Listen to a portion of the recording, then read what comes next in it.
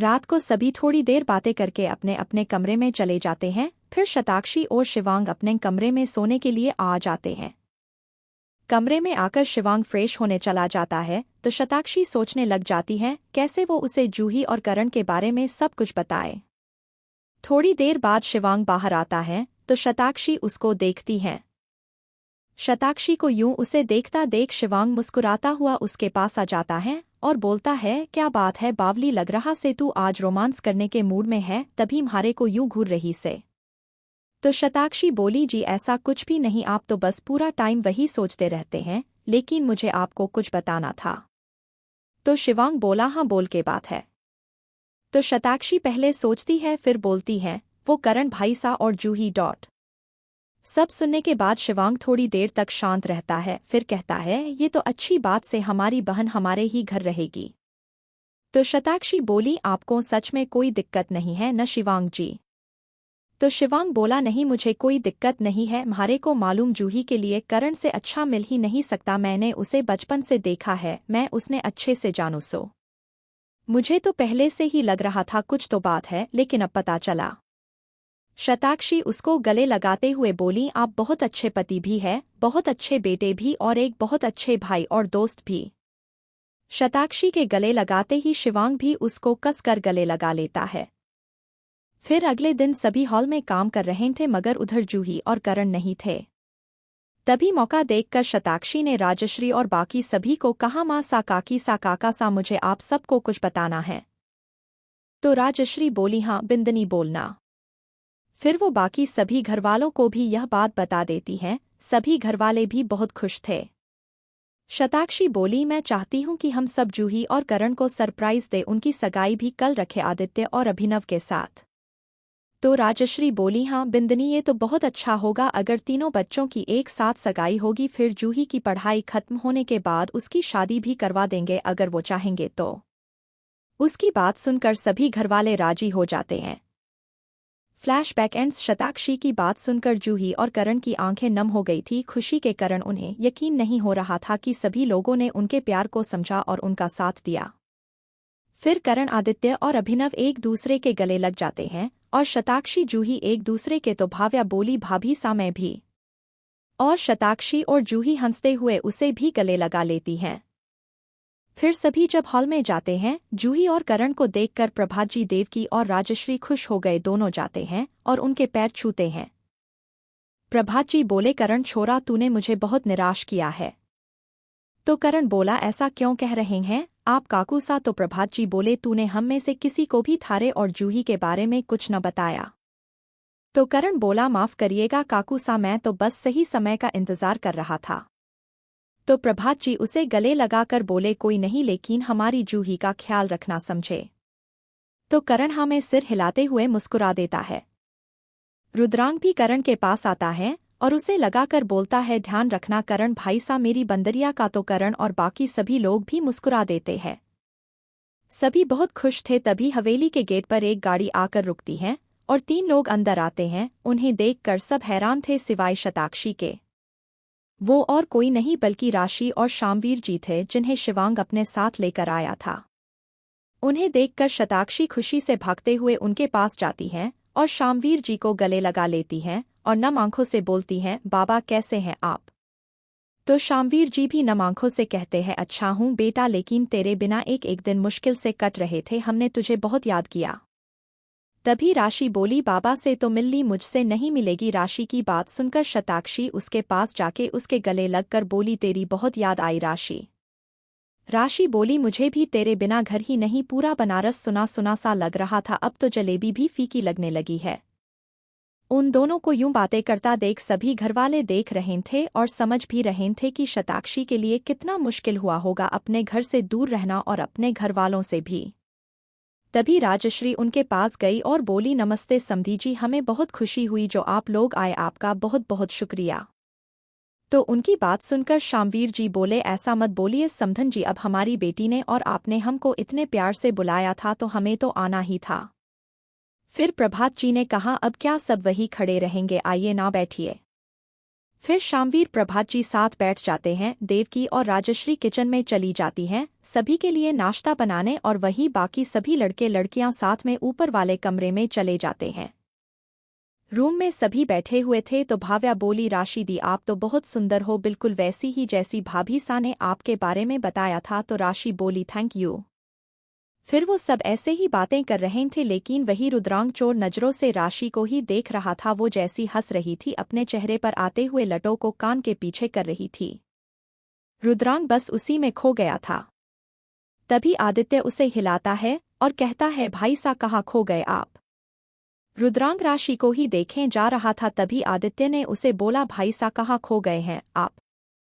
तो रुद्रांग देखता है कि वो कब से राशि को ही देखें जा रहा था। वो बोला, कुछ नहीं, बस यूं ही। फिर शताक्षी बोली, राशि तुम तो सबको देखकर पहचान ही गई होगी न। तो राशि बोली, हाँ मैं तो इन्हें देखकर ही जान गई थी। वो सभी की तरफ देखकर बोली, ये है अभिनव, ये हैं आदित्य, और ये करण जी, ये जूही भाव्या, और ये हैं रुद्रांग जी। तो भाव्या बोली, अरे वाह राशि दी, आप तो सबको जानती है। भाव्या की बात पर राशि मुस्कुरा देती है। फिर भाव्या बोली, इनसे मिलिए राशि दी, ये है जूही और करण भाई सा जिनकी प्यार की चोरी पकड़ी गई है। तो राशि कंफ्यूज होकर बोली, प्यार की चोरी मतलब? प्यार की चोरी मतलब ये लोग प्यार करते हैं, ये बात सबको कल ही पता लगी है। ये बोलते हुए भाव्या जूही को छेड़ रही थी, तो जूही बोली, चुप, कुछ भी बोलती हैं। फिर जूही बोली, राशि दी आप इसकी बातों पर ध्यान मत दो, ये तो ऐसे ही बोलती रहती है। लेकिन भाव्या मुंह दबाकर हंसे जा रही थी। सभी बात कर रहे थी कि एक नौकर आकर सभी को बोलता है, बड़ी माँ सा सभी को नाश्ते के लिए बुला रही है, और सभी नीचे चले जाते हैं। फिर सभी नाश्ता करते हैं। शाम को ही सगाई थी, इसलिए सब तैयार हो रहे थे, और हवेली तो बिल्कुल दुल्हन की तरह सजी हुई थी। पूरे अजमेर में धूम मची हुई थी अभिनव, आदित्य और जूही की शादी को लेकर। सभी बहुत खुश थे। वही हवेली में जूही किचन से मिठाई लेकर जा रही थी कि तभी करण उसके सामने आ जाता है और उसे साइड में ले जाता है और कहता है, कितना काम करोगी, थोड़ा वक्त मेरे लिए भी तो निकाल लो ना। तो जूही बोली, अरे करण जी क्या कर रहे हैं, छोड़िए न, मुझे बड़ी माँ सा को ये देना है। करण बोला, नहीं, पहले एक किस दो फिर ही जाने दूंगा। करण की जिद देखकर जूही कहती है, ये कैसे बच्चों की तरह जिद कर रहे हैं, आप भी चलिए, जाने दीजिए। पर करण उसे नहीं छोड़ता है और अपने होठ उसके पास ले आता है। दूसरी तरफ राशि भी सबकी हेल्प करवा रही थी। वो अपने साथ फूलों की टोकरी ले जा रही थी कि उसका पैर किसी चीज पर फिसल जाता है, और वो गिरने ही वाली थी कि कोई उसे कमर से कस कर पकड़ लेता है। वो और कोई नहीं, रुद्रांग ही था। राशि जो गिरने की डर की वजह से अपनी आंखें मीच लेती है, वो महसूस करती है कि वो नहीं गिरी है और अपनी आंखें खोल लेती है। दोनों एक दूसरे को देखते हैं और एक दूसरे में खो जाते हैं। वही एक और अभिनव और आदित्य भी अपने अपने फोन पर लगे हुए थे। अभिनव फोन पर श्रेया से बोला, बहुत मिस कर रहा हूँ तुम्हें, काश कि ये समय जल्दी बीते और तुम मेरे सामने हो। तो सामने से आवाज आती है, इतनी भी क्या जल्दी है अभिनव जी, सब्र करिए। वही आदित्य रिया से फोन पर बोलता, कुछ ही टाइम बाद ये नकचड़ी मेरी मंगेतर होगी, यकीन नहीं होता। तो रिया ने सामने से जवाब दिया, तो तुम्हें शादी के लिए हाँ करने को किसने कहा था, मना कर दो, अभी भी देर नहीं हुई है। आदित्य बोला, अरे ऐसे कैसे मना कर दूं, पसंद आ गई हो तुम मुझे, और जो चीज मुझे पसंद हो उसको मैं छोड़ता नहीं फिर। रिया चिढ़कर बोली, बहुत जिद्दी हो। वही शताक्षी और शिवांग भी साथ थे। शिवांग ने उसे पकड़ रखा था और शताक्षी काम में लगी हुई थी। वो बोली, छोड़िए भी, कोई देख लेगा, आप तो बस कहीं भी शुरू हो जाते हैं। शिवांग बोला, नहीं, हमारा मन नहीं छोड़ने का, तू करना अपना काम। वही बेचारी हमारी भाव्या जो कि राजश्री और देवकी के साथ कामों में हाथ बटा रही थी, वो उठकर किचन में जाती है तो देखती है जूही और करण साथ थे। वो बोली, ये लोग भी यही शुरू हो गए। फिर वो किचन से थोड़ा आगे जाती है तो देखती रुद्रांग और राशि एक दूसरे में खोए हुए थे। वो चौंकते हुए बोली, ये लोग भी। फिर वो हॉल में देखती हैं आदित्य अभिनव फोन पर श्रेया और रिया से बातों में लगे थे, और दूसरी जगह शिवांग शताक्षी को पकड़े हुए खड़ा था। भाव्या बोली, सही है, सबके सब लगे हुए हैं एक दूसरे के साथ, एक मैं ही हूँ जिसकी लाइफ में कोई भी नहीं है। वो ऊपर देखते हुए बाली, क्या भगवान जी, मैंने क्या बिगाड़ा था आपका जो ऐसा कर रही हैं आप। फिर राजश्री के पास वापस चली जाती हैं। शाम हो जाती है, सभी तैयार हो रहे थे अपने अपने कमरे में। हवेली की सारी लाइट्स जल रही थी, पूरी हवेली जगमगा रही थी रोशनी से। राजश्री और देव की राजस्थानी लहंगा चोली पहने गहनों के साथ तैयार होकर आ चुकी थी और मेहमानों के लिए खाने पीने की व्यवस्था सही है कि नहीं देख रही थी। वहीं प्रभात जी भी तैयार होकर कुर्ता पजामा पगड़ी पहने थे। वो सभी मेहमानों के आओ भगत में लगे हुए थे।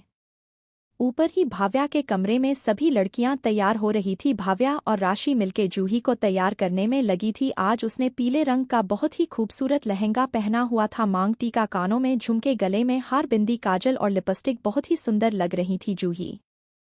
वही राशि ने भी आज हल्की गुलाबी रंग की साड़ी पहनी थी। बाल खुले थे, कानों में झुमके और माथे पर बिंदी, हाथों में चूड़ी बहुत ही जच रहे थे उस पर। भाव्या ने भी हल्की नीले रंग की साड़ी पहनी थी जो कि बहुत प्यारी लग रही थी उस पर। वही आदित्य के कमरे में आदित्य, करण, अभिनव तैयार हो रहे थे। सबने कुर्ता पजामा और राजस्थानी पगड़ी पहनी हुई थी। तीनों ही बहुत हैंडसम लग रहे थे।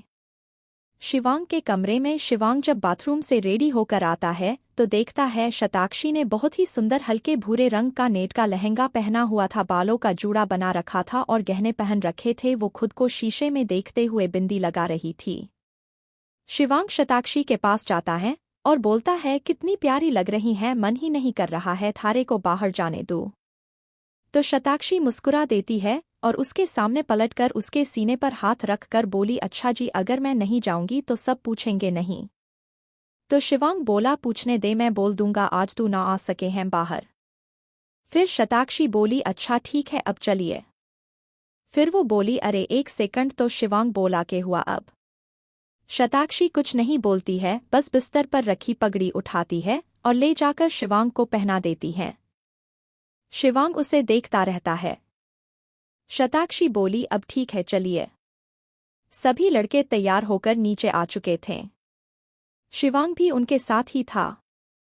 जब सभी लड़कियां साथ में नीचे सीढ़ियों से आती हैं तो सबकी नज़र उन पर जाती है। करण, रुद्रांग और शिवांग उन्हें देखकर बोलते हैं, हाय, कितनी सुंदर लग रही हैं। राशि, जूही, शताक्षी उन्हें ही देख रही थी और हंस रही थी जैसे वो उन्हें देख रहे थे मुंह खोलकर। भाव्या उनके पास आकर बोली, मेरे प्यारे भाइयों, अपने अपने मुंह बंद कर लीजिए, आपकी ही है ये, कहीं नहीं जाएंगी, बाद में देख लीजिएगा। उसकी बात पर अभिनव और आदित्य भी हंस देते हैं और उन्हें हंसता हुआ देखकर शिवांग, करण और रुद्रांग देखने लगते हैं तो वो दोनों चुप हो जाते हैं। सभी लोग हॉल में आ चुके थे। फिर थोड़ी ही देर बाद हवेली के बाहर एक बड़ी सी ब्लैक रंग की गाड़ी आती है। गाड़ी में श्रेया, रिया और गीतांजलि जी थे। उनके उतरते ही पीछे आई हुई गाड़ियों से नौकर उतरते हैं और सामान लेकर उनके पीछे चलते हैं। श्रेया और रिया ने मैचिंग लहंगा पहना था और बहुत ही खूबसूरत लग रही थी। उनके साथ उनकी सर्वेंट भी चल रही थी। सभी अंदर जाते हैं। श्रेया और रिया को अंदर आता देख सभी रिश्तेदार, गांव वाले देखने लगते हैं। सभी उनकी तारीफ कर रहे थे। आदित्य और अभिनव दोनों ही श्रेया और रिया को ही देख रहे थे। उनके चेहरे पर अलग ही खुशी नजर आ रही थी। फिर श्रेया और रिया स्टेज के पास आती हैं और अभिनव श्रेया का हाथ पकड़ता है और आदित्य, रिया का, दोनों ही उन्हें स्टेज पर हाथ पकड़कर अपने पास लाते हैं। रिया आदित्य से चिढ़ी हुई थी मगर श्रेया और गीतांजलि जी की वजह से कुछ नहीं कहती हैं और श्रेया बहुत ही ज्यादा खुश थी अभिनव को देखकर। बाकी घर वाले उनके पास आते हैं और उनसे मिलते हैं। सभी लड़कियां श्रेया, रिया के साथ खड़ी थी और सभी लड़के अभिनव और आदित्य, बाकी बड़े बैठे हुए थे। फिर थोड़ी ही देर बाद मुहूर्त का समय होते ही शताक्षी अभिनव और आदित्य को रिंग देती हैं और गीतांजलि जी श्रेया और अभिनव को रिंग देती हैं। दोनों जोड़े एक दूसरे को रिंग पहनाते हैं। उनके रिंग पहनाने के बाद अब जूही और करण को रिंग दी गई। करण ने जूही को देखा, जूही शर्मा गई और फिर दोनों ने एक दूसरे को रिंग पहना दी। अंगूठी पहनाने के बाद स्टेज पर भाव्या आई और बोली, तो अब दिल थाम के बैठिए क्योंकि अब होने वाली है एक जबरदस्त परफॉर्मेंस। हमारे तीनों प्यारी जोड़ियों के लिए जोरदार तालियों से स्वागत करिए। लाइट्स डिम हो जाती हैं और स्टेज पर स्पॉटलाइट पड़ती हैं। स्टेज पर रुद्रांग और राशि आते हैं और दोनों साथ में डांस करते हैं। बलिए ते मुखड़े ते दिल ललचावे, लौंगदा वे लश्कारा जान ले ना जावे। बलिए ते मुखड़े पे देखे बिना देखे तैनू रहा भी न जावे। रूप सलोना तेरे सोला चंगदा दुपट्टा तेरा हाय दुपट्टा तेरा। दुपट्टा तेरा नौ रंगदा हाय नी मेरा दिल मंगदा दुपट्टा तेरा नौ रंगदा जान मेरी जान हुई तेरे सदके हाँ तेरे सदके जाना नैयो जाना कभी मैनू छड़ के कभी मैनू छड़ के सारी खुशी दुनिया की तुझ पे लूटा दूं आजा तेरी राह में जिंदड़ी बिछा दूं रूप सलोना तेरा डॉट यार मेरा यार सारे जग से जुदा सारे जग से जुदा प्यार मैं तो प्यार करूँ उस पे फिदा करूँ उस पे फिदा मैं हदी तू गोरे गोरे हाथों में रचा ले सुन शहजादी मुझे अपना बना ले रूप सलोना तेरा डॉट उनकी परफॉर्मेंस के बाद एक रोमांटिक सॉन्ग चलता है जिसके बाद करण जूही को और अभिनव श्रेया को अपने साथ स्टेज पर ले आते हैं। ये देखकर आदित्य भी रिया को अपने साथ खींच कर ले आता है और ये देखकर शताक्षी भी शिवांग के साथ डांस करने की जिद करती है जिसकी वजह से उसे भी मानना पड़ता है।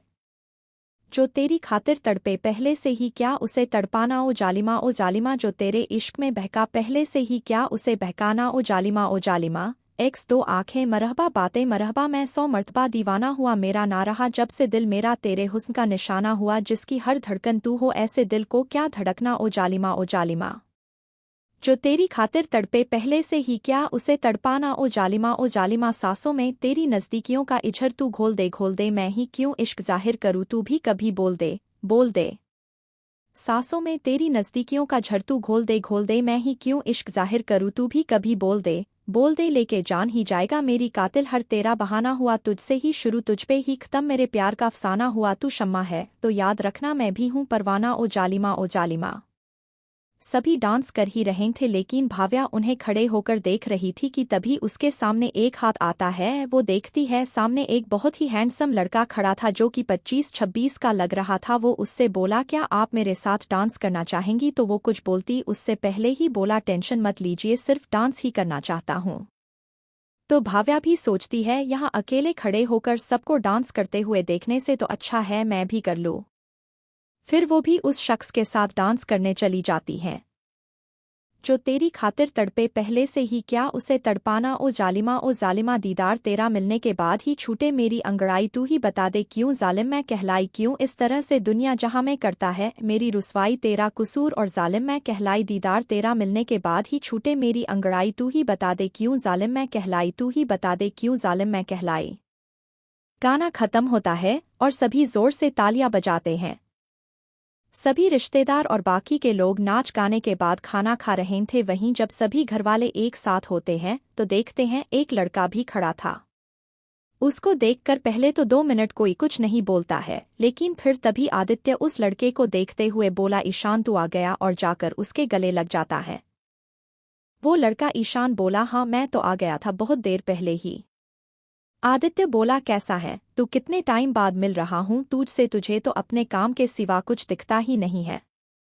ईशान बोला अब क्या करूँ पापा के जाने के बाद सब मुझे ही तो देखना पड़ रहा है इसलिए थोड़ा बिजी था लेकिन जैसे ही तूने मुझे अपनी शादी की बात बताई तुरंत आ गया ना मैं। आदित्य बोला अच्छा ठीक है अब मेरे घरवालों से मिलवाता हूँ तुझे। फिर वो सभी की तरफ देखकर बोला मिलिए मेरे कॉलेज फ्रेंड से इसका नाम ईशान है 2 साल पहले ही अमेरिका गया था और तब से वही रहता है अपने बिजनेस के लिए। सभी लोग उसे देखते हैं। देवकी बोला ये तो बहुत अच्छी बात है बेटा तुम यहाँ आए शादी में। तो ईशान जाके सभी बड़ों के पैर छूता है और कहता है मुझे तो आना ही था आंटी मेरे इकलौते दोस्त की जो शादी थी।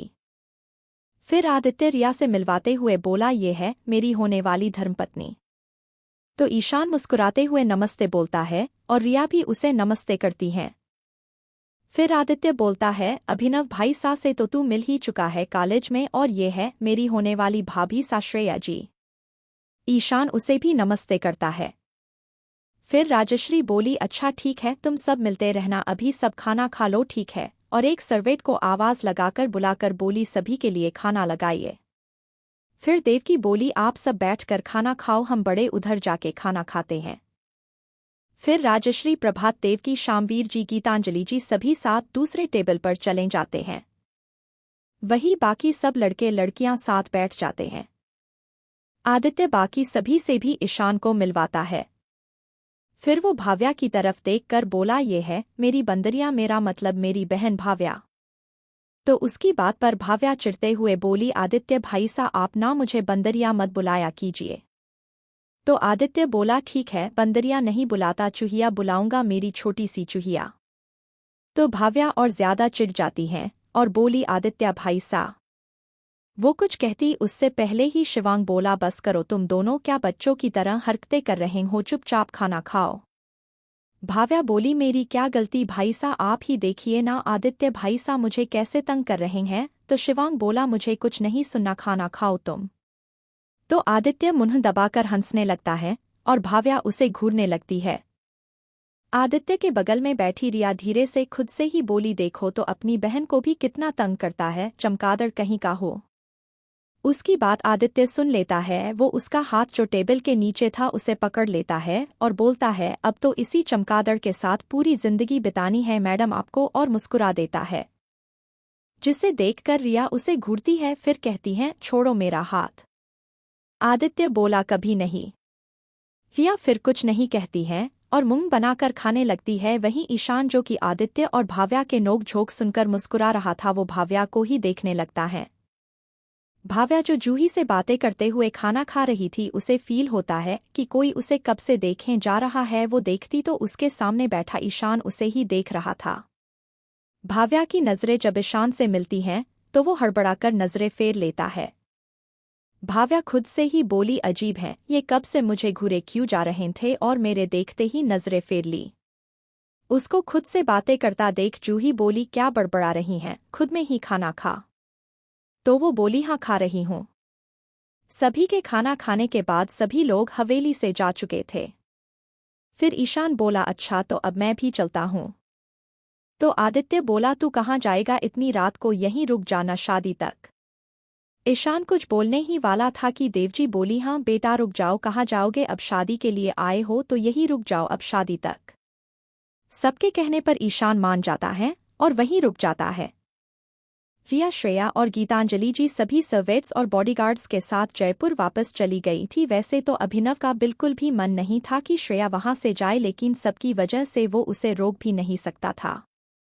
फिर सभी सोने चले जाते हैं।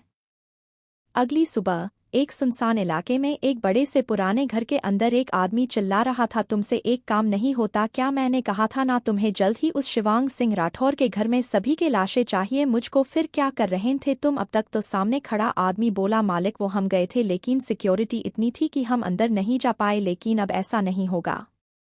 तो वो आदमी बोला हाँ अब ऐसा नहीं होगा और अपनी गन निकालकर उस आदमी पर चला देता है। फिर अपने सामने खड़े बाकी आदमियों से बोला बाकी सब भी सुन लो मुझे मेरा काम जल्दी पूरा चाहिए समझे अब जाओ यहाँ से। वो आदमी बहुत गुस्से में था। वो खुद से बोला शिवांग सिंह तुम्हें तो मैं छोड़ूंगा नहीं बहुत कुछ छीनना बाकी है तुमसे अभी। सुबह राठौर हवेली में शताक्षी उठकर तैयार होकर मंदिर में पूजा करने जाती हैं। राजश्री और देवकी भी उठ चुके थे। शताक्षी मंदिर में जाकर आरती गाती हैं।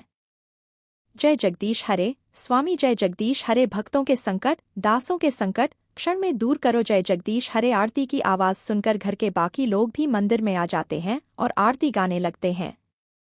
ओम जय जगदीश हरे मुफ्त MP3 डाउनलोड भक्त नाव के संकट दास नाव के संकट क्षण में संकट करे।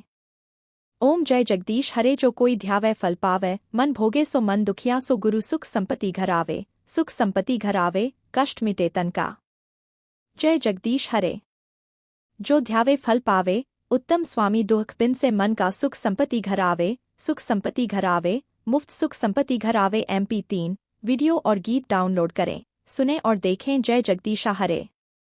माता पिता आप मेरे गेहूँ आश्रय किसका प्रभु मैं किसका गेहूँ आश्रय तुम बिन और ना दूजा तुम बिन और ना दूजा आस करूँ मैं जिसकी। जय जगदीश हरे मात पिता तुम मेरे शरण पहुँचे किसकी स्वामी शरण पहुँचे मैम किसकी तुम बिन और ना दुआ आस करूँ माई जिसकी। ओम जय जगदीश हरे तुम पुराणन परमात्मा तुम अंतर्यामी स्वामी तुम अंतर्यामी पार ब्रह्म परमेश्वर आप ही भगवान हैं।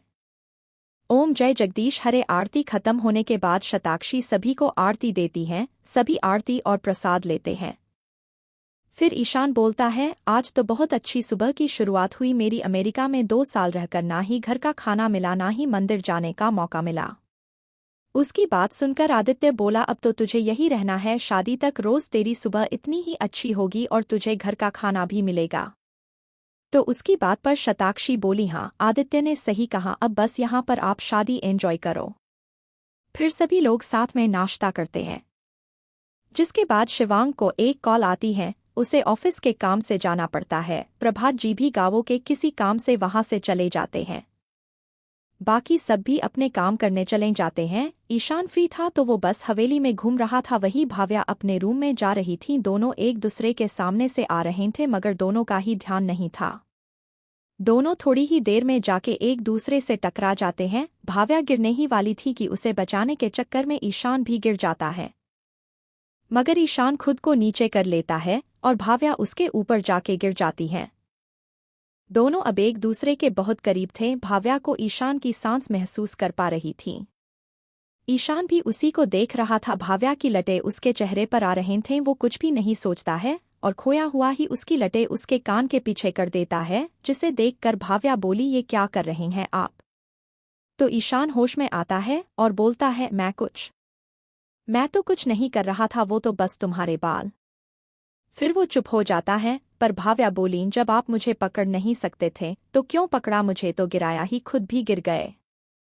तो ईशान बोला, बड़ी अजीब हो तुम तो, एक तो तुम्हें बचाया, ऊपर से मुझे ही सुना रही हो। ये नहीं कि थैंक यू बोलो। तो भाव्या मुंह बनाकर बोली, हाँ थैंक यू ना मुझे गिराने के लिए। फिर बोली, अब उठो भी। तो ईशान अपने हाथ ऊपर करते हुए बोला, मैडम आप मेरे ऊपर गिरी है, मैं नहीं, आप उठेंगी तो मैं उठूंगा ना। उसकी बात सुनकर भाव्या बोली, हाँ हाँ उठ रही हूँ, मुझे भी कोई शौक नहीं आप पर गिरने का। तो उसके जवाब में ईशान बोला, मेरे प्यार में तो अच्छी अच्छी लड़कियां गिर जाती हैं। तो भाव्या बोली, लेकिन मैं उन लड़कियों में से नहीं हूँ। और वो जैसे ही जाने के लिए पलट कर देखती हैं तो सामने जूही शताक्षी खड़े थे। वो उन्हें देखकर हड़बड़ा जाती हैं और कहती हैं, मैं। आप लोग यहाँ क्या कर रहे हो भाभी सा? तो शताक्षी बोली, वो तो हमें पूछना चाहिए मेरी प्यारी ननद सा आपसे, आप यहाँ क्या कर रही है? और फिर ईशान की तरफ देखती हैं। ये देखकर भाव्या जल्दी से बोली, आप जैसा समझ रही है वैसा कुछ नहीं है भाभी सा, वो तो बस मैंने ध्यान नहीं दिया और गिर गई थी, और कुछ भी नहीं। तो शताक्षी और जूही एक दूसरे को देखते हैं और हंसने लगते हैं। उन्हें हंसता हुआ देखकर भाव्या बोली, अब आप दोनों हंस क्यों रहे हैं? तो शताक्षी बोली, भाव्या हमने तो तुमसे पूछा ही नहीं कि आप गिर गई थी। उनकी बात सुनकर भाव्या झेप जाती है और पलटकर ईशान को देखते हुए आंखों के इशारे में कहती है, ये सब तुम्हारी वजह से हो रहा है। तो ईशान भी इशारों में कहता है, मैंने क्या किया? मैं तो चुप हूँ, तुम ही कब से बड़बड़ किए जा रही हो। उन दोनों को यूं खुद में ही इशारे करते देख जूही बोली, अरे आप दोनों क्या तब से एक दूसरे को देखें जा रहे हो? तो भाव्या बोली, कुछ नहीं, आप लोग चलो यहाँ से। और भाव्या जूही और शताक्षी के साथ वहां से चली जाती है। ईशान भी फिर अपने कमरे में चला जाता है। रात को सभी खाना खाते हैं और हॉल में बैठे हुए थे। राजश्री, देवकी, प्रभात और शामवीर जी थक कर सोने चले गए थे। जूही शताक्षी को इशारा करती है तो वो देखती है ईशान भाव्या को और रुद्रांग राशि को देख रहे थे। शताक्षी मुस्कुराते हुए कहती हैं, जूही आजकल घर में बहुत सारी लव स्टोरीज चल रही है ना? तो जूही बोली, हाँ भाभी सा सही कह रही हैं आप। उन दोनों के सिवा राशि, रुद्रांग, ईशान और भाव्या शताक्षी और जूही की बात समझ गए थे, मगर शिवांग, करण, आदित्य और अभिनव नहीं समझे थे। तो आदित्य बोला, आप किसकी बात कर रही हैं भाभी सा? तो शताक्षी मुस्कुरा देती है बस। फिर सभी सोने चले जाते हैं, मगर किसी को नहीं पता था आज की रात शांति से नहीं बीतने वाली थी। सभी के सो जाने के बाद हवेली की दीवारों पर चढ़ते हुए खिड़की से बहुत सारे नकाबपोश आदमी अंदर आ जाते हैं। उनके हाथों में कई सारे हथियार थे। वो सभी हवेली में पूरी तरह से बढ़ जाते हैं और हर एक कमरे में चले जाते हैं। सभी के सो जाने के बाद हवेली की दीवारों पर चढ़ते हुए खिड़की से बहुत सारे नकाबपोश आदमी अंदर आ जाते हैं। उनके हाथों में कई सारे हथियार थे। वो सभी हवेली में पूरी तरह से बढ़ जाते हैं और हर एक कमरे में चले जाते हैं। शिवांग के कमरे में लाइट्स ऑन थी। शताक्षी शिवांग को पकड़े सो रही थी कि तभी कोई उनके कमरे के पास से गुजरता है। शिवांग की आंख ये महसूस होते ही कि कोई अभी कमरे के पास से गुजरा खुल जाती है। वो कमरे के दरवाजे की तरफ देखता है, उधर कोई नहीं था, बस बाहर खिड़की से चांद की हल्की रोशनी आ रही थी। फिर शिवांग शताक्षी को देखता है, वो उसका कोई वहम होगा ये सोचकर वापस आंख बंद कर लेता है, मगर थोड़ी देर बाद उसे फिर से किसी के कमरे में होने का आभास होता है। वो तुरंत आंख खोल देता है। आंख खोलते ही वो देखता है उसके सामने दो आदमी मुंह पर कपड़ा बांधे हाथ में हथियार लिए खड़े थे। उन्हें देखकर शिवांग बोला, मुझे लगा ही था कोई तो है, इतनी रात को भी चैन नहीं सोते हुए इंसान को मारने चले आए तुम लोग। तो दो आदमी में से एक बोला, तुम्हें हमेशा हमेशा के लिए सुलाने ही तो आए हैं। फिर वो आगे बढ़ता है और शिवांग के पास आता है, मगर शिवांग अपने पास रखा पानी का गिलास उसी वक्त उसके ऊपर मार देता है, जिससे वो घायल हो जाता है। ये सब आवाजें सुनकर शताक्षी नींद से जाग जाती हैं और अपने सामने आदमियों को देखकर घबरा जाती हैं। वो शिवांग से बोली, अब ये सब क्या है? तो शिवांग बोला, उठ गर्दे बावली, बताओ जब ये सब खत्म हो जाता तब उठती क्या? शताक्षी बोली, कौन है ये लोग? तो शिवांग बोला, हमारे रिश्तेदार तो होंगे ना, जो शादी में खाना खाए आए हो, इतनी रात दुश्मन ही होंगे ना? तो शताक्षी बोली, आप भी। फिर दोनों अपने बिस्तर से उठ खड़े होते हैं। शिवांग अपने ड्रॉअर से दो बंदूकें निकालता है और एक खुद रखता है, दूसरी शताक्षी की ओर फेंकता है। शताक्षी बोली, बताओ रात को सोने की बजाय लड़ रहे हैं, कैसे दिन आ गए हैं? शिवांग दोनों आदमियों को मार गिराता है, फिर धीरे से दरवाज़ा खोलकर बाहर जाता है। शताक्षी भी पीछे पीछे चल रही थी। हवेली में अंधेरा होने की वजह से किसी को देखना मुश्किल था। वही रुद्रांग के कमरे में उसे भी किसी चीज के गिरने की आवाज आती है। वो उठकर देखता है तो उसे कुछ गुंडे नजर आते हैं। वो उन्हें देखकर बोला, इतनी रात को अब लड़ना चाहते हो तुम लोग? तो एक आदमी बोला, यहाँ कोई मजाक नहीं हो रहा है, हम तुझे मारने आए हैं। तो रुद्रांग बोला, अच्छा ठीक है, फिर यही चाहते हो तो यही सही, और अपने तकिए के नीचे से गन निकालकर उन सब गोली चलाना शुरू कर देता है। अब तक पूरी हवेली में सभी जाग चुके थे, लेकिन आदित्य के रूम में आदित्य आदमियों को देखकर वापस सोते हुए बोला, भाई साहब कल आना यार, आप, मेरा अभी मूड नहीं लड़ने का। उसके बाद गुंडे उसे मारते उससे पहले ही करण और अभिनव अंदर आ जाते हैं और गुंडों को मारने लगते हैं। फिर सभी को मारने के बाद अभिनव सोते हुए आदित्य से बोला, अबे पागल उठ जा, अभी हमेशा के लिए ही सो जाता। आदित्य उठते हुए बोला, क्या भाई साहब अब सो भी नहीं सकता मैं? फिर करण बोला, अब उठ जा, चल बाहर, और तीनों बाहर हॉल में आ जाते हैं। सभी घरवाले हॉल में आ चुके थे। उनके सामने अभी भी 50 गुंडे खड़े थे। राजश्री बोली, ये क्या मुसीबत आ गई हमारे घर? शामवीर जी भी घबराए हुए थे। राशि जूही से बोली, तुम्हारे घर में क्या ऐसे ही रोज सोते हुए इंसान को जगाया जाता है? तो जूही बोली, नहीं, फर्स्ट टाइम है हमारा भी। फिर शिवांग बोला, कौन हो तुम लोग, किसने भेजा है तुम्हें? शिवांग की बात सुनकर कोई भी कुछ नहीं बोलता है और उन सबको मारने के लिए आगे बढ़ने लगते हैं। तो रुद्रांग बोलता है, भाई सा, इन्हें बातों से नहीं लातों से ही समझाना पड़ेगा। फिर सभी लड़के गुंडों से लड़ने लगते हैं। एक आदमी राशि को मारने ही जा रहा था। रुद्रांग ये देख लेता है, वो उसे बचाने जाता उससे पहले ही राशि उस गुंडे को एक जोर का किक मारती है। फिर बोलती है, लड़की समझकर कमजोर मत समझना, कराटे में ब्लैक बेल्ट मिला है मुझे। ये देखकर रुद्रांग हंस देता है और फिर से लड़ने लगता है। सभी मर्दों के साथ घर की औरतें भी लड़ रही थी। शताक्षी ने तो अकेले ही 10 गुंडों को मारकर गिरा दिया था। देवकी राजश्री भी दीवार पर लगी तलवार लेकर आदमियों से लड़ रही थी। जूही सामने एक आदमी से लड़ रही थी, लेकिन तभी एक आदमी पीछे से उस पर वार करने आता है कि शताक्षी ये देखकर चिल्लाती है, लेकिन करण सही टाइम पर उस आदमी पर गोली चला देता है। फिर जूही के पास जाकर बोलता है, तुम ठीक हो ना? तो जूही हमें सिर हिला देती है। थोड़ी ही देर बाद सब कुछ एकदम शांत हो जाता है। पूरा हॉल आदमियों से और खून से भर जाता है। ऐसा लग रहा था मानो अभी अभी किसी ने खून की होली खेली हो। सब शांत होने के बाद आदित्य बोला, हुल्ह, कितना थका दिया इन लोगों ने। फिर करण बोला, शिवांग से ये सब तो शांत हो गया, मगर ये सब करवाया किसने होगा? शिवांग, इतने सारे आदमी भेजना राजवीर की बस की बात तो नहीं जैसी उसकी हालत है अभी। क्या कोई नया दुश्मन तो नहीं? तो शिवांग बोला, ये कोई नए दुश्मन के बस की बात कोनी। करण, चिंता ना कर, पता लग जावेगा कुछ वक्त में। जहां शिवांग और उसके भाई उस दुश्मन के बारे में सोच रहे थे जिसने उन पर हमला करवाया, वही अजमेर से दूर उस पुराने घर में वो शख्स गुस्से से घूम रहा था। वो खुद से बोला, इतने सारे आदमी, मैंने अपने इतने सारे आदमी भेजे मगर एक भी इंसान को नहीं मार पाए तुम लोग उस घर में। उसके सामने उसके बाकी के आदमी खड़े थे। वो उस शख्स के गुस्से से डरे हुए थे। सब के सब उन लोगों के सामने मारे गए। ऐसा कैसे हो गया, कैसे? लेकिन अब नहीं, अब शिवांग सिंह की इज्जत पर वार होगा, उस पर नहीं, मैं अब हार नहीं सकता शिवांग से। यहाँ वो शख्स अपनी नई चाल के साथ तैयार था तो शिवांग भी तैयार था उस शख्स से लड़ने के लिए। वो सिक्योरिटी बढ़ा देता है और अपने आदमियों को पता लगाने को कहता है कि किसने हमला करवाया था। वो रुद्रांग के साथ सुबह से ही बाहर था। वहीं इन सब में शादी का दिन भी नजदीक आ चुका था। 7 दिन बाद शादी थी। सभी लोग शादी के कामों में व्यस्त थे। शाम को 4 बजे हॉल में तैयारी चल रही थी। राजश्री जी सभी से बोलीं, सभी पैकिंग कर लो, जयपुर के लिए निकलना है हमें।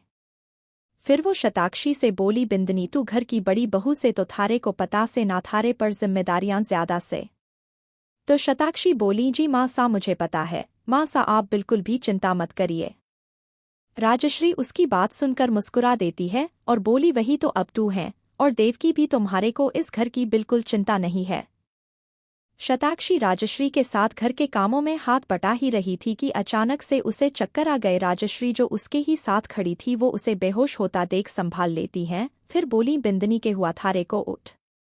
मगर शताक्षी नहीं उठती। फिर राजश्री आवाज लगाकर बोली, आदित्य अभिनव कट्ठे हो, सब जल्दी इधर आओ।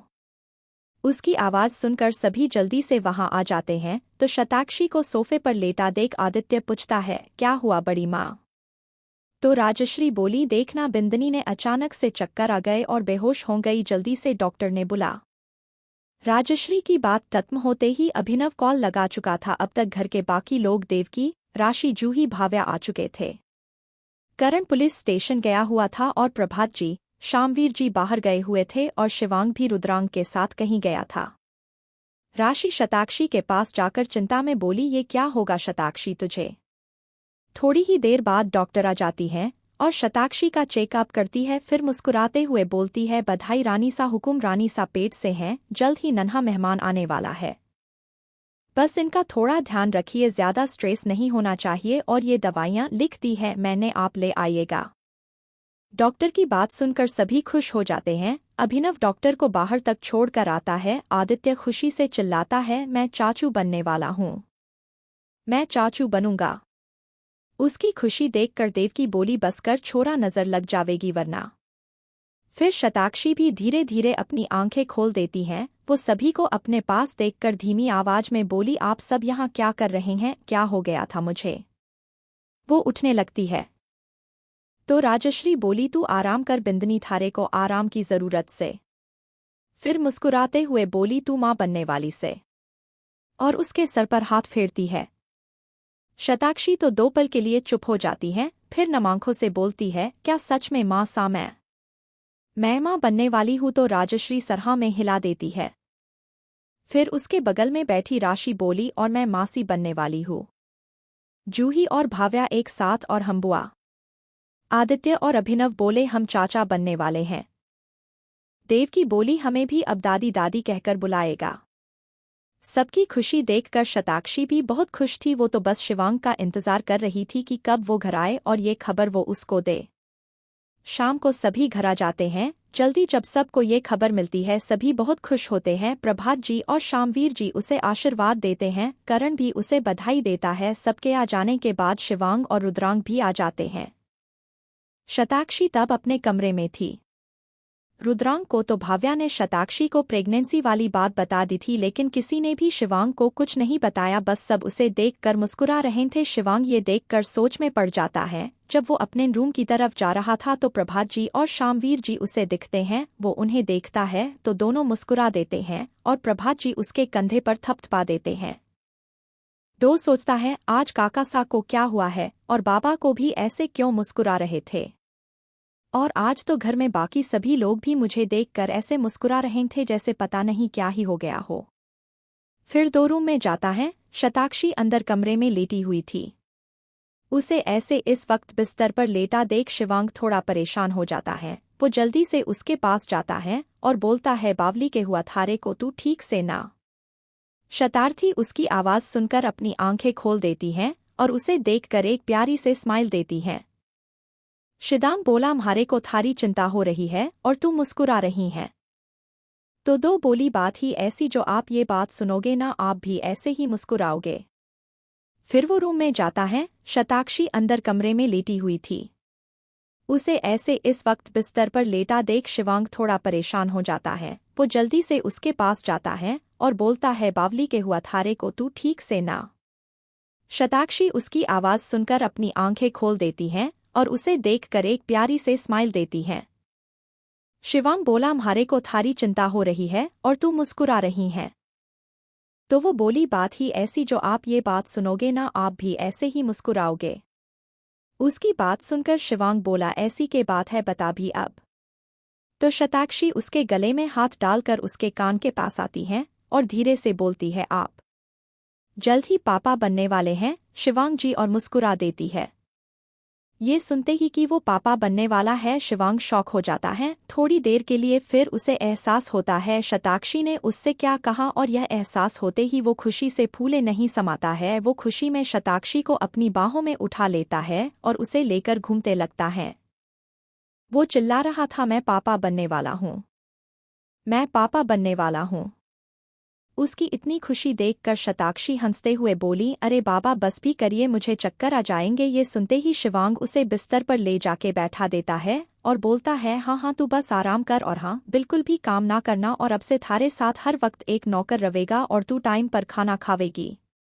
उसकी इतनी सारी बातें सुनकर शताक्षी, हे शिव जी, आप तो बस ट्रेन की स्पीड से बोले ही जा रहे हो, इतनी चिंता। तो शिवांग बोला, अब तू एक जान नहीं दो जान है, और उसके पेट पर हाथ रख देता है। शताक्षी भी मुस्कुरा देती है। ये दिन यूं ही इस खुशी की बात में गुजर गई। अगले दिन सभी लोग जयपुर के लिए निकल पड़ते हैं। जब से शिवांग को शताक्षी की प्रेगनेंसी के बारे में पता लगा था, शिवांग ने शताक्षी को एक भी पल अकेला नहीं छोड़ा था। उसके खाने से लेकर सोने तक सब चीजें खुद देखता था। उसे एक भी काम नहीं करने देता था। सभी लोग जयपुर में गीतांजलि जी के फार्म हाउस में रह रहे थे, जो कि उनके घर के सामने ही था। आज घर में हल्दी का फंक्शन था, तो सभी लोग हल्दी की तैयारी में जुटे हुए थे। राजश्री और देवकी के साथ जूही भाव्या राशि हल्दी कूट रहे थे और शताक्षी सभी को एक सोफे पर बैठकर देख रही थी। उसका भी बड़ा मन कर रहा था। वो बोली, मुझे भी हल्दी कूटनी है। तो सभी एक साथ उससे बोले, बिल्कुल नहीं। शताक्षी उनको एक साथ बोलता देख पप्पी फेस बनाकर देखने लगती हैं। फिर सभी एक दूसरे को देखकर हंसते हैं और राशि शताक्षी से बोली, तुझे इस हालत में ऐसे काम नहीं करने चाहिए, बच्चे पर असर पड़ेगा, समझी। देवकी भी बोली, हाँ बिंदनी तू आराम कर बस। तो शताक्षी चुपचाप बैठ जाती हैं। पीछे बैठी औरतें हल्दी के गीत गा रही थी। सभी लड़के अभिनव और आदित्य के कमरे में थे। रुद्रांग अभिनव और आदित्य से बोला, बस 3 दिन और सुकून के, फिर तो तुम दोनों बस ये पल याद ही करते रह जाओगे। उसकी बात सुनकर आदित्य बोला, ऐसा कुछ नहीं होगा भाई सा, हम जैसे अभी हैं वैसे ही रहेंगे। शादी के बाद भी आप ना जल रहे हो बस हमसे। आप कहो तो आपका भी मंडप लगवा दे, राशि जी तो है ही दुल्हन के लिए। उसकी बात सुनकर रुद्रांग बोला, अच्छा जी लगवाऊं अभी मंडप, और उसके पास आता है। लेकिन आदित्य बोलता है, अरे भाई सा मैं तो मजाक कर रहा था। उसकी बात पर सभी हंसने लगते हैं। ईशान और करण भी वही थे। तो करण बोला, यार कुछ तो अधूरा सा लग रहा है। तो अभिनव बोला, क्या अधूरा सा लग रहा है करण भाई सा। करण कुछ बोलता उससे पहले ही आदित्य बोला, अरे अभिनव भाई सा, करण भाई सा को अधूरा सा लग रहा है क्योंकि जूही चूही उनके साथ नहीं है ना। तो ईशान और रुद्रांग उसकी बात पर हंस देते हैं।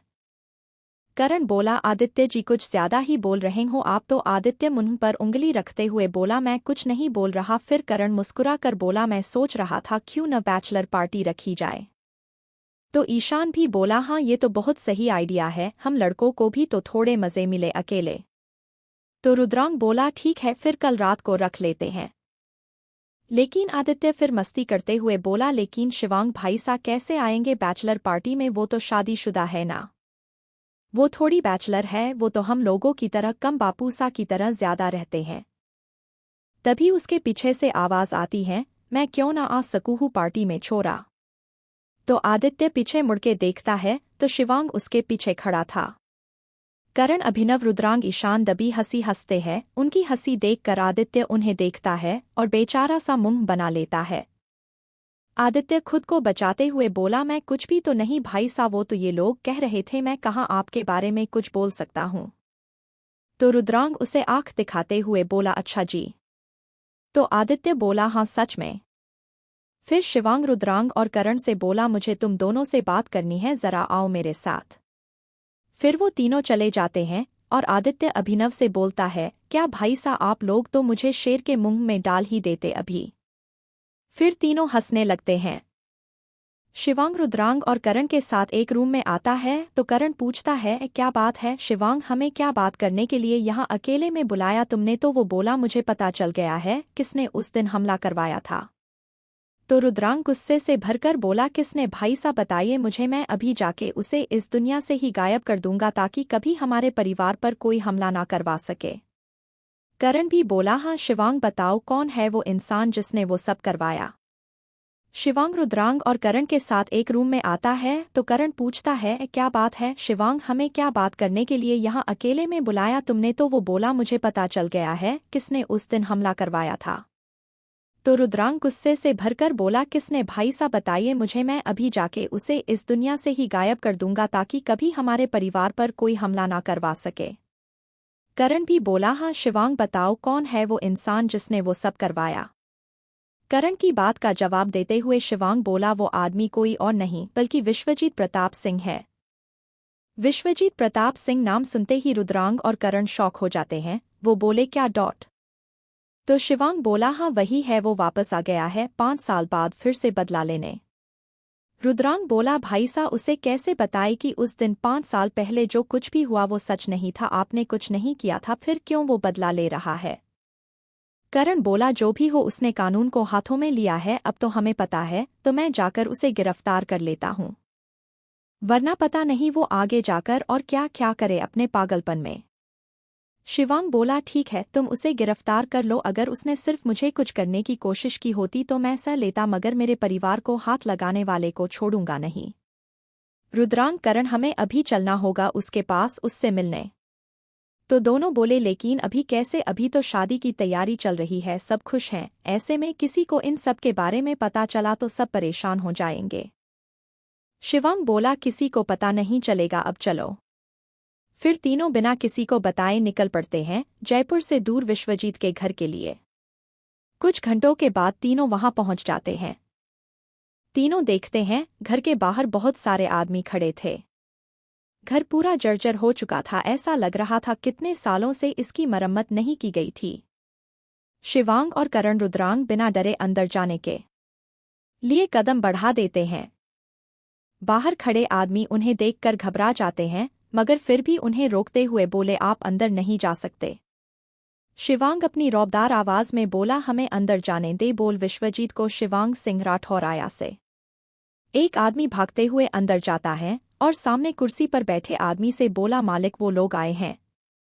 आदमी बोला आने दो उन्हें अंदर। थोड़ी देर में ही तीनों अंदर आ जाते हैं। सामने बैठा आदमी विश्वजीत बोला आओ आओ शिवांग सिंह कैसे हो। शिवांग बोला मैं तो ठीक हूँ विश्वजीत, लेकिन तू ठीक नहीं रहने वाला है अब। विश्वजीत बोला मुझे पता ही था तू मुझसे मिलने जरूर आएगा, मुझे ये भी पता है यहाँ तू मुझे अरेस्ट करवाने के लिए आया है। शिवांग बोला जब तुझे सब पता है तो ये सब क्यों करवा रहा है, तुझे भी पता है 5 साल पहले जो भी हुआ था वो मैंने नहीं किया था, वो अनजाने में हुआ था।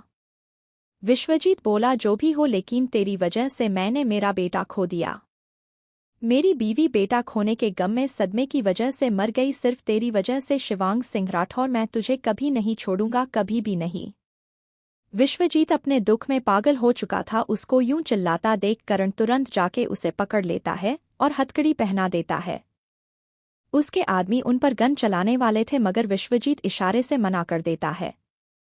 विश्वजीत हंसता है और बोलता है तू मुझे भले ही अभी गिरफ्तार कर ले मगर तेरा भी सब कुछ छिन जाएगा और तू बस देखता रह जाएगा। थोड़ी ही देर में कुछ पुलिस वाले आ जाते हैं और उसे ले जाते हैं। तीनों भी वहां से निकलकर वापस जयपुर आ जाते हैं। शाम हो चुकी थी, हल्दी के लिए सभी औरतें तैयार थी, श्रेया के घर में भी और आदित्य और अभिनव के घर भी। राजश्री बोली जल्दी हल्दी लगाना शुरू करो, दुल्हनों को भी हल्दी लगानी है। देवकी बोली हल्दी तो तब शुरू हो न जीजी जब आपके मेरे बेटे यहाँ हो, सब लड़के हैं कहा। तभी सभी की आवाज आती है हम यहाँ से माँ सा काकी सा। सब देखते हैं, सभी लड़के पीले कुर्ते पहने खड़े थे, सभी बहुत हैंडसम लग रहे थे, सभी लड़कियां उन्हें ही देख रही थी। सभी लड़कियां भी आ चुकी थी, उन्होंने भी पीले रंग की साड़ी पहनी थी, वो भी उन्हें देखती हैं। फिर औरतें गाना शुरू करती है और हल्दी की रस्म शुरू की जाती है। दुल्हन और दूल्हे चारों को बैठा दिया गया था, सभी एक एक करके आते हैं और चारों को हल्दी लगाते हैं। आ हल्दी लगाओ रे, तेल चढ़ाओ रे, बन्नी का गोरा बदन दमकाओ रे, हल्दी लगाओ रे, तेल चढ़ाओ रे, बन्नी का गोरा बदन दमकाओ रे, हल्दी लगाओ रे, तेल चढ़ाओ रे, बन्नी का गोरा बदन दमकाओ रे। जब ईशान और करण की बारी आती है, वो आदित्य और अभिनव को पूरी हल्दी से रंग देते हैं। सभी बड़े ये देखकर हंसने लगते हैं। भाव्या और राशि भी एक दूसरे को इशारा करते हैं और दोनों मिलके श्रेया और रिया को हल्दी से रंग देते हैं। बन्नी हमारी चंदा का टुकड़ा, चंदा का टुकड़ा, चंदा का टुकड़ा, बन्नी हमारी चंदा का टुकड़ा, फूलों जैसा है बन्नी का मुखड़ा, बन्नी का मुखड़ा, बन्नी का मुखड़ा, मुखड़ा सजाओ रे, कंचन बनाओ रे, बच्ची का गौरा बदन दमकाओ रे। औरतें के गीत के बाद लड़के आ जाते हैं और वो डांस करना शुरू करते हैं। I like dandiya, I like garba, but if you really wanna party throw your hands up and twist them around to the bhangra, everybody come on to the bhangra, everybody. I like dandiya, I like garba, but if you really wanna party throw your hands up and twist them around to the bhangra, everybody come on to the bhangra, everybody. Hey hey hey hey hey hey hey. Nothing like my Jat Mahiya, nothing like my Mutiara, nothing like some Kangnashangana and Longda लश्कारा। लड़कों के साथ लड़कियां भी आ जाती हैं और dance करने लगती हैं। भाव्या, जूही, राशि सभी को स्टेज पर ले आती हैं। करण और ईशान सभी को हल्दी से रंग देते हैं और सभी हल्दी की होली खेलने लगते हैं। बुग्गी ते दुग्गी में गिड्डा घोलना आई तो गो क्रेजी के जब वजदे पंजाबी वेडिंग सॉन्ग आई, तो गो क्रेजी के जब वजदे पंजाबी वेडिंग सॉन्ग, ढोलों के बीटों पे मैं तो डोलना, हाय शर्म छड्डू के लगे झटके है इसमें नथिंग रॉन्ग आई, तो गो क्रेजी के जब वजदे पंजाबी वेडिंग सॉन्ग, ढोलों के बीटों पे मैं तो डोलना, हाय शर्म छड्डू के लगे झटके है इसमें नोथिंग रॉन्ग आई, तो गो क्रेजी के जब वजदे पंजाबी वेडिंग सॉन्ग। ये जोड़ी जन्नतों की लगे मेहरबानी, ये जोड़ी हाँ मुझे भी ऐसी जोड़ी है बनानी, ये जोड़ी अपनी हथेली और लकीरें साथ साथ है जिनपे मुबारक बरसातें कायनात करती है बाट मिठाइयाँ, लख वधाइयाँ में यू लिव लॉन्ग, कहो रब को हजारों शुक्राना, घर मेरे भी नजर नजराना पर, तेरे वर्गा ही तेरे जैसा ही चंगा माहिया, सेंटी में होती और मेंटल ढोल ना आई, तो गो क्रेजी के जब वजदे पंजाबी वेडिंग सॉन्ग आई, तो गो क्रेजी के जब वजदे पंजाबी वेडिंग सॉन्ग। बुग्गी ते बुग्गी में गिड्डा घोलना आई, तो गो क्रेजी के जब वजदे पंजाबी वेडिंग सॉन्ग आई, तो गो क्रेजी के जब वजदे Punjabi wedding song. Punjabi wedding song, Punjabi wedding song. Haldi खत्म हो चुकी थी, रात को सभी लोग आराम कर रहे थे। शिवांग शताक्षी के साथ था। शिवांग शताक्षी से बोला, चल बावली ये दूध पी ले हल्दी वाला और सो जा। लेकिन शताक्षी शिवांग की बात का कोई जवाब नहीं देती, वो उसे देखकर अपना मुंह गुब्बारे की तरह फुला लेती है। उसकी ऐसी हरकत देख शिवांग हंसते हुए बोला, अब इसका क्या मतलब बावली, क्या हुआ? शताक्षी नाराजगी से बोली, आपको तो जैसे पता नहीं कुछ की क्या हुआ। इतने दिन से मैं कमरे में बैठी हुई हूँ, कोई काम ही नहीं करने देता कोई, और आप तो मुझसे अब प्यार भी नहीं करते। उसकी इतनी सारी शिकायतें सुनकर शिवांग बोला, अच्छा तो ये बात है, इतना गुस्सा भर कर रखा हुआ था। चलो बताओ क्या करना है तुम्हें, हम वही करेंगे। तो शताक्षी बच्चों की तरह खुश होते हुए बोली, पक्का आप वही करोगे जो मैं कहूंगी? तो शिवांग बोला, हाँ अब बताओ। शताक्षी बोली, छत पर चलते हैं, तारों को देखेंगे और मुझे ना चाट खाने का मन हो रहा है बहुत। उसका चेहरा ये बोलते हुए बिल्कुल एक छोटे बच्चे जैसे था, जिसे देखकर शिवांग मना नहीं कर पाया। फिर शिवांग कहता है, यहीं पर बैठना, मैं किचन से आया। शताक्षी शौक होते हुए बोली, किचन? और आप, अगर आपको किसी ने देख लिया तो क्या कहोगे आप? तो वो बोला, मुझे कोई कुछ बोल सके हैं क्या, मैं शिवांग सिंह राठौर हूँ। शताक्षी बोली, जी हुकुम सा, अब जाइए और जल्दी आइए। फिर वो किचन में जाता है, वो देखता है किचन में राजश्री और देवकी थे। उन्हें देखकर शिवांग खुद से बोला, अरे माँ सा और काकी सा क्या कर रही है इस वक्त में, कैसे जाओ अंदर? शताक्षी कह तो सही रही थी, कोई पूछेगा तो क्या कहूँगा मैं। वो वही खड़ा ये सब सोच ही रहा था कि पीछे से कोई उसके कंधे पर हाथ रखता है, वो घबरा जाता है। वो देखता है पीछे रुद्रांग खड़ा था, वो उसे देखकर बोला, पागल हो गया है कि ऐसे पीछे से आकर डरा दिया। रुद्रांग हंसता है और बोलता, क्या भाई सा आप कब से डरने लगे? तो शिवांग खुद में बोला, जब से बावली जिंदगी में आई। रुद्रांग बोला, क्या कहा आपने भाई सा? तो वो बोला, कुछ नहीं। फिर वो पूछता है, भाई सा आप किचन के पास क्या कर रहे हैं? तो वो थोड़ा हिचकिचाता है, फिर बोलता है, शताक्षी के लिए चाट बनाने आया हूँ। रुद्रांग बोला, सही है भाई सा, अच्छे से सेवा करिए भाभी सा की। और तभी आदित्य और अभिनव भी वहां आ जाते हैं। आदित्य उन दोनों को साथ किचन के बाहर देखकर बोला, आप दोनों यहाँ क्या कर रहे हो भाई सा? शिवांग कुछ बोलता उससे पहले ही रुद्रांग शिवांग को परेशान करने के लिए बोला, वो भाई सा न यहाँ भाभी सा के लिए चाट बनाने आए हैं यहाँ। उसकी बात सुनकर शौक होते हुए आवाज आई पीछे से, क्या शिवांग यहाँ किचन में खाना बनाने आया है? ये आवाज राजश्री की थी, उनके साथ देवकी प्रभात जी भी थे। सभी को एक साथ देख शिवांग चिढ़ते हुए बोला, हाँ मैं यहाँ किचन में खाना बनाने आया हूँ, अब बना लूँ मैं? तो राजश्री बोली, हाँ हाँ बेटा क्यों नहीं, और देवकी को देखकर मुस्कुरा देती है। सभी बाहर खड़े होकर शिवांग को देख रहे थे और मुस्कुरा रहे थे। तो शिवांग परेशान होकर बोला, अब आप लोग जाओगे यहाँ से? तो सब बोले, हाँ हाँ जा रहे हैं, और जाते हुए हंसने लगते हैं। थोड़ी देर में शिवांग शताक्षी के लिए चाट बनाकर रूम में ले जाता है और बोलता, चलो छत पर चलें अब। शताक्षी उसके साथ छत पर चली जाती है और वहां रखे झूले पर बैठ जाते हैं। फिर शताक्षी चाट चखती है। एक बाइट के बाद वो बोली, ये तो? शिवांग पूछता है, ये तो क्या? शताक्षी बोली, ये तो बहुत ज्यादा अच्छा है, मुझे लगा था सिर्फ बनारस में ही अच्छा चाट मिलता है, लेकिन आपके हाथों से बना हुआ तो बहुत ज्यादा टेस्टी है। शिवांग फिर उसे अपनी बाहों में भर लेता है।